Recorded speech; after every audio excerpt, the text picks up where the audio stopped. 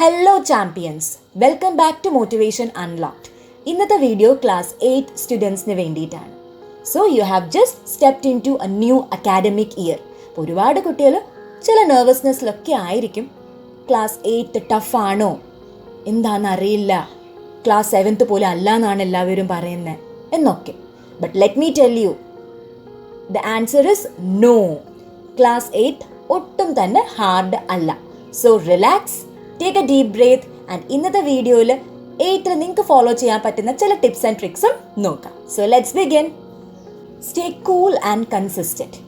ആദ്യത്തെ കാര്യം, എപ്പോഴും കൂളായിരിക്കുക, കൺസിസ്റ്റൻ്റ് ആയിരിക്കുക. ആവശ്യമില്ലാത്ത ഒരു ടെൻഷനും മനസ്സിൽ കൊണ്ടുവരേണ്ട ആവശ്യം ഇല്ല. ആൻഡ് ഏറ്റവും ഇമ്പോർട്ടൻ്റ് ആയിട്ടുള്ള കാര്യം, ഒരിക്കലും നിങ്ങളെ മറ്റുള്ളവരുമായിട്ട് കമ്പയർ ചെയ്യാൻ പാടില്ല. You have to just focus on your journey. നിങ്ങളുടെ പ്രിപ്പറേഷൻ, നിങ്ങളുടെ സ്റ്റെപ്സ്, അതിൽ മാത്രം ഫോക്കസ് ചെയ്യുക. അന്നന്ന് പഠിപ്പിക്കുന്ന എല്ലാ കാര്യങ്ങളും ആ ദിവസം തന്നെ കംപ്ലീറ്റ് ചെയ്യാനായിട്ട് മാക്സിമം ട്രൈ ചെയ്യുക. എപ്പോഴും കൺസിസ്റ്റൻ്റ് ആയിരിക്കുക. ഇന്നിപ്പം കുറച്ച് നോട്ട്സ് പഠിപ്പിച്ചു എന്നുണ്ടെങ്കിൽ ഇന്ന് പഠിക്കേണ്ട, അത് നമുക്ക് നാളെ പഠിക്കാം എന്നൊരിക്കലും പറയരുത്. അന്ന് പഠിപ്പിക്കുന്ന എല്ലാ സബ്ജക്ട്സും മാക്സിമം അന്ന് തന്നെ കവർ ചെയ്യാനായിട്ട് ട്രൈ ചെയ്യുക. So you have to stay consistent in your studies. Identify easy and difficult subjects. Class 7 കഴിയുമ്പോൾ തന്നെ നിങ്ങൾക്ക് ഒരു ഐഡിയ കാണും, നിങ്ങൾക്ക് എളുപ്പമുള്ള സബ്ജക്ട്സ് ഏതൊക്കെയാണ്, ടഫായിട്ട് തോന്നുന്ന സബ്ജക്ട്സ് ഏതൊക്കെയാണ് എന്നുള്ളത്. എല്ലാ പേർക്കും അവരുടേതായിട്ടുള്ള സ്ട്രെങ്ത്തും വീക്ക്നെസ്സും ഒക്കെ കാണും. And that's okay. അതിൽ ടെൻഷൻ അടിക്കേണ്ട ഒരു കാര്യവും ഇല്ല. ഇപ്പം നിങ്ങൾക്ക് മാത്സോ സയൻസോ ആണ് കുറച്ച് ഡിഫിക്കൽട്ട് അല്ലെങ്കിൽ ട്രിക്കി ആയിട്ട് തോന്നുന്നതെങ്കിൽ അതിന് കുറച്ചും കൂടി എക്സ്ട്രാ ടൈം കൊടുക്കാം.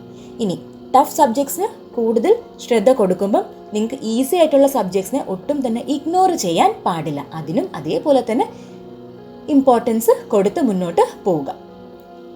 NCERT or SCERT is your super power. നിങ്ങളുടെ NCERT ടെക്സ്റ്റ് ബുക്ക് അല്ലെങ്കിൽ SCERT ടെക്സ്റ്റ് ബുക്ക് അതിനെ ലൈൻ ബൈ ലൈൻ റീഡ് ചെയ്യുക. നോട്ടിൽ പഠിപ്പിക്കുന്ന കാര്യങ്ങൾ മാത്രം പഠിക്കാതെ ആ പെർട്ടിക്കുലർ ചാപ്റ്റർ ടെക്സ്റ്റ് ബുക്കിലും കൂടി റീഡ് ചെയ്ത് മുന്നോട്ട് പോവുക. NCERT ആയാലും SCERT ആയാലും അതിൻ്റെ ഓരോ ലൈനും വായിച്ച് അതിൻ്റെ അർത്ഥം മനസ്സിലാക്കി തന്നെ മുന്നോട്ട് പോവുക.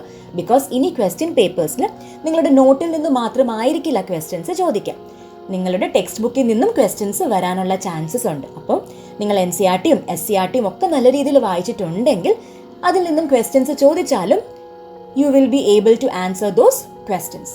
Self study. നിങ്ങൾക്ക് ട്യൂഷൻ ക്ലാസ്സസ് ഒക്കെ കാണും, അല്ലാത്ത സ്കൂളിലെ ക്ലാസ്സസും ഉണ്ട്. അപ്പം അതിൽ മാത്രം പഠിക്കാതെ സ്വന്തമായിട്ടും കൂടി പഠിക്കാനുള്ളൊരു ടൈം മാറ്റിവെക്കുക. അതിനെയാണ് നമ്മൾ സെൽഫ് സ്റ്റഡി എന്ന് പറയുന്നത്. സെൽഫ് സ്റ്റഡി എന്ന് പറയുന്നത് ടോപ്പേഴ്സിൻ്റെ ഒരു സീക്രട്ട് വെപ്പനാണ്. അപ്പോൾ എല്ലാ ദിവസവും ഒരു 2 hours എങ്കിലും സെൽഫ് സ്റ്റഡിക്ക് വേണ്ടിയിട്ട് മാറ്റി വയ്ക്കുക. സെൽഫ് സ്റ്റഡി ചെയ്താൽ മാത്രമേ നിങ്ങൾക്ക് ഓരോ കൺസെപ്റ്റിലും ഡീറ്റെയിൽഡ് ആയിട്ട് അണ്ടർസ്റ്റാൻഡിങ് കിട്ടുള്ളൂ. നിങ്ങൾക്ക് കുറച്ചും കൂടി നല്ലോണം ആ കാര്യങ്ങൾ മനസ്സിലാക്കാനും ഓർത്ത് വയ്ക്കാനായിട്ട് അത് ഹെൽപ്ഫുൾ ആയിരിക്കും. Smart revision. എക്സാംസ് വരുന്നവരെ കാത്തിരിക്കാൻ പാടില്ല റിവൈസ് ചെയ്യാൻ വേണ്ടിയിട്ട്. അപ്പോൾ എല്ലാ ആഴ്ചയും Sunday make it your revision day. എല്ലാ സൺഡേയും ഒരു 2 hours അല്ലെങ്കിൽ ഒരു 4 hours റിവിഷന് വേണ്ടിയിട്ട് മാറ്റിവെക്കാം. ആ ഒരു വീക്ക് നിങ്ങൾ എന്തൊക്കെ കാര്യം പഠിച്ചോ അതെല്ലാം തന്നെ സൺഡേ റിവൈസ് ചെയ്ത് കംപ്ലീറ്റ് ചെയ്യാം.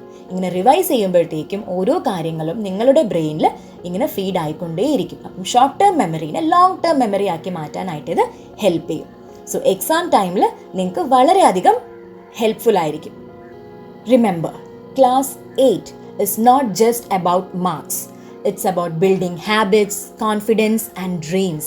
നിങ്ങൾ എക്സാമിന് വേണ്ടിയിട്ട് മാത്രമല്ല പ്രിപ്പയർ ചെയ്യുന്നത്, you are actually preparing for your future life. So അതുകൊണ്ട് തന്നെ എപ്പോഴും ബോൾഡ് ആയിരിക്കുക, കൺസിസ്റ്റൻ്റ് ആയിരിക്കുക, ആൻഡ് എല്ലാ ദിവസവും വളർന്നുകൊണ്ടേയിരിക്കുക. നിങ്ങൾക്ക് സങ്കടം തോന്നുന്ന നിമിഷങ്ങളൊക്കെ കാണും, ബട്ട് ഡോണ്ട് ക്വിറ്റ്. ഒരിക്കലും ക്വിറ്റ് ചെയ്യാനായിട്ട് പാടില്ല. Never give up. നിങ്ങളെ കൊണ്ട് പറ്റും. നിങ്ങളുടെ ജേർണി തുടങ്ങിയിട്ടേ ഉള്ളൂ. So have faith in yourself, believe in yourself. Class 8 നിങ്ങൾക്കൊരു അമേസിംഗ് വർഷമായിരിക്കട്ടെ. So let's make it awesome.